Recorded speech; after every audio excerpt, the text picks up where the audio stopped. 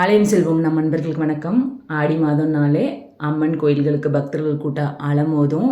அதுவும் இந்த மாதம் வெள்ளிக்கிழமையில் இந்த வருஷம் ஆடி மாதம் பிறக்குதுங்க. ரொம்ப ரொம்ப அற்புதமான பலன்கள் தரக்கூடியது தான் இந்த ஆடி மாதம். இந்த பதிவு முழுக்கவே அம்மன்கள் தான் இருப்பாங்க. நல்லா பாருங்கள். வரைக்கும் நம்ம சேனலை சப்ஸ்கிரைப் பண்ணாதவங்க சப்ஸ்கிரைப் பண்ணுங்கள். உங்கள் ஃப்ரெண்ட்ஸ் அண்ட் ரிலேட்டிவ்க்கு ஷேர் பண்ணுங்கள். நம்ம சேனலை சப்போர்ட் பண்ணுங்கள். இந்த ஆடி மாதம் விரதம் இருந்து அம்மனை மனமுருகி வழிபட்டால் நம்ம வேண்டிய வரங்கள் அத்தனையும் நமக்கு கிடைக்கும். பெண்கள் என்ன வேண்டிப்போம்? தங்களோட குடும்பம் சிறக்கணும், ஐஸ்வர்யம் பெருகணும், கணவரோட நீண்ட ஆயுளுக்காகவும் வாழ்வில் இருக்கும் பிரச்சனைகள் அனைத்தும் நீங்கணும். ஆடி மாதத்தில் அம்மனை பலவிதமான பூஜைகள் செய்து வழிபடுவதுண்டு.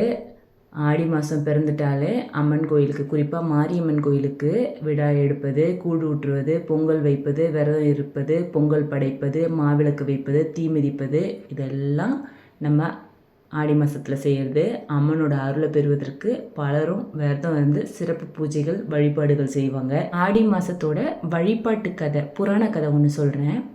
தன்னுடைய தவத்தோட வலிமையால் தேவர்களிடமிருந்து தெய்வாம்சம் கொண்ட பசுவான காமதேனுவை வரமாக பெற்றவர் தான் ஜமதக்கனி முனிவர். பார்க்கடல்ல இருந்து தோன்றி கேட்பவர்களுக்கு கேட்கும் வரங்களை குறைவில்லாமல் அள்ளி கொடுக்கும் தன்மை கொண்டது தான் காமதேனு.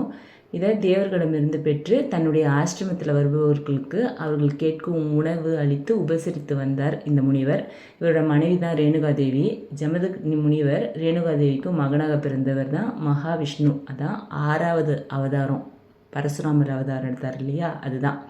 சப்த ரிஷிகளில் ஒருவரான இந்த முனிவரிடம் இருக்கும் காமதேனுவோட அற்புதம் மகிமையை தெரிந்து கொண்ட கார்த்தவீரிய அர்ஜுனனின் மகன்கள் காமதேனுவை தங்க வசமாக திட்டமிட்டாங்க.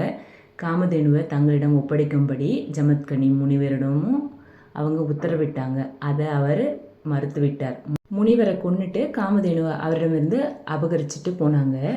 பதிவிரதையான ரேணுகாதேவி தன்னோட கணவர் கொல்லப்பட்டவுடன் தனது உயிரை விட நினைச்சு தீ மூட்டி அதில் குதிச்சிட்டாங்க.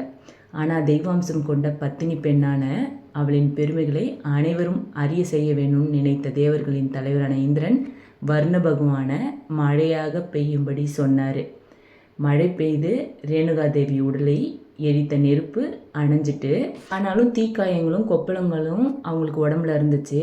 அதனால ரொம்ப வேதனைப்பட்டாங்க. அந்த பகுதியில் வசித்து வந்த மக்கள் வேப்பிலையால் விசிறி அவங்க உடலில் இருக்க எரிச்சலை போக்குனாங்க.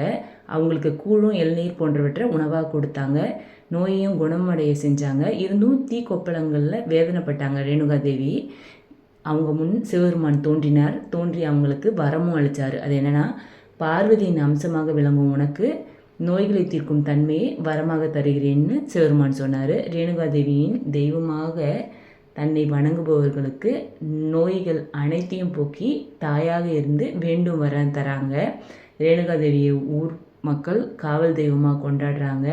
மனசார முழு பக்தியோட ஒரு பெண் போய் சாமிக்கிட்ட கேட்டால் மனமுருகி சுவாமி இறங்கி வருங்க. இதெல்லாம் சத்தியமான உண்மை. மனசார வேண்டணும், முழு நம்பிக்கையோடு வேண்டணும். பெண் வரம் கேட்டு கடவுள்கிட்ட போய் நின்னா கடவுள் மறுக்கவே மாட்டாங்க. வாழ்க்கையோட தரம் எந்த இடத்துல இருந்தாலும் நம்மளை மேலே ஏற்றி விட்டுருவாங்க. நீங்கள் இந்த ஆடி மாதம் அம்மனை வழிபடுங்க. உங்கள் வேண்டுதல் எதுவானாலும் கேளுங்க. நல்லபடியாக எல்லாமே நடக்கும். நன்றி, வணக்கம்.